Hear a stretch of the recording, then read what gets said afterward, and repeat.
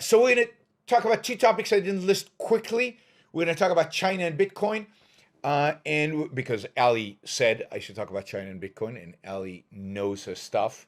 So hopefully you'll listen to Ali during this thing. So China Bitcoin, as you know, as I think you've read, probably China has banned everything associated with Bitcoin. They have banned trading in Bitcoin, ownership of Bitcoin. They've banned mining Bitcoin. They've basically banned everything associated with Bitcoin. They are uh, afraid, I think, that as the Chinese economy declines, I'm going to do soon. I'm going to do a whole show on China because I think there's a whole this whole thing that it seems to me that most people are completely missing about China right now, and that's the decline of China. And so there is. They're afraid that as the Chinese economy declines, the wealthy in China will use Bitcoin to move money out of the country. And China, no, Bitcoin, I've always said, is its value gains its value for one's ability to use it to engage in illegal activities, and maybe the most important illegal activity of all is the ability to get around capital controls, to get around restrictions that your government places on you in terms of moving your money around. And Bitcoin is a way of doing that.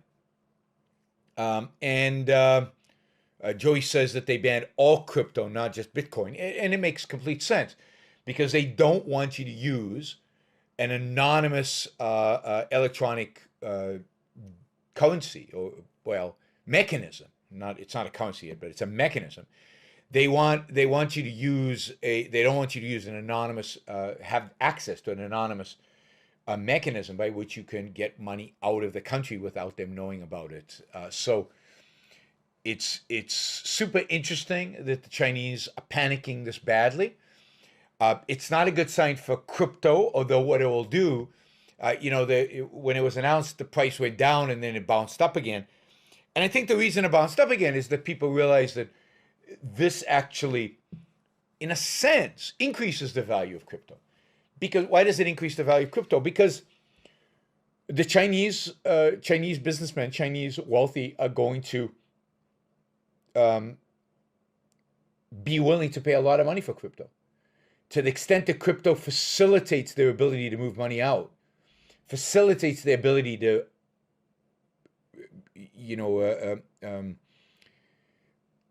be anonymous to the government, not to be seen by the government, not for the monetary transactions, not to be seen by the government. To that extent, they're going to want more of it, and I think some countries might be now afraid that their governments will outlaw crypto, and in that case, then people in those countries might be there might be a heavy demand for crypto. So I expect that the price action yesterday in crypto, where it bounced back, is primarily the primary responsibility for that was people buying crypto as a defense against the possibility of their own governments, including Chinese people, their own governments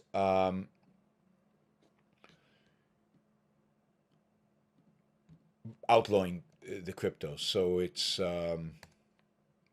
that's my hypothesis. But uh, it's interesting that China did this. I think ultimately you're going to see more countries do it. I think the United States is taking a different path. I think the U.S. seems to be taking a path that suggests that they want to regulate it and control it and tax it and regulate, as I said, regulate it. So we will see. We will see. I mean, crypto's ability to stay vibrant, anonymous, to be able to facilitate large movements of currency, of funds, is going to be challenged in the months and years to come as countries start shutting down and finding ways to control it. It's always been my biggest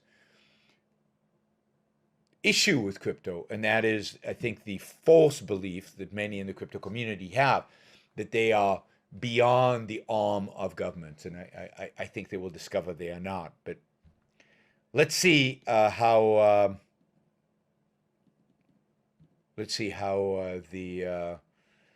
what the response is like to China and how this plays out vis-a-vis the Chinese. But it is one of the most interesting stories of the week, and again, I think very much a sign, another sign. There are lots of signs. Another sign that the Chinese are panicking. The Chinese economy is not going to be growing very fast in the months and years to come.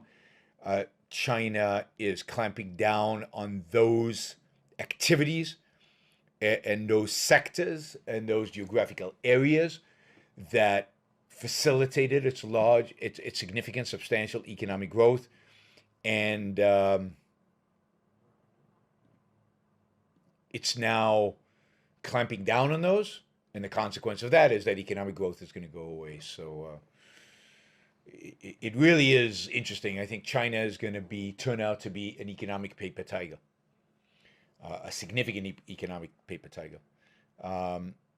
So yeah, how exactly the Chinese are going to be able to ban crypto, monitor that, control that, I don't know. I'm not technical enough to be able to tell you that. But given how much control they have over the internet service providers, over the infrastructure of the internet within China, it'll be easier for them than it would be in the United States. Although, again, even here, I think if the government wants to regulate this, if they really, really want to tax it, they'll figure out a way. Thank you for listening or watching the Yaron Brook Show. If you'd like to support the show, we make it as easy as possible for you to trade with me. You get value from listening. You get value from watching.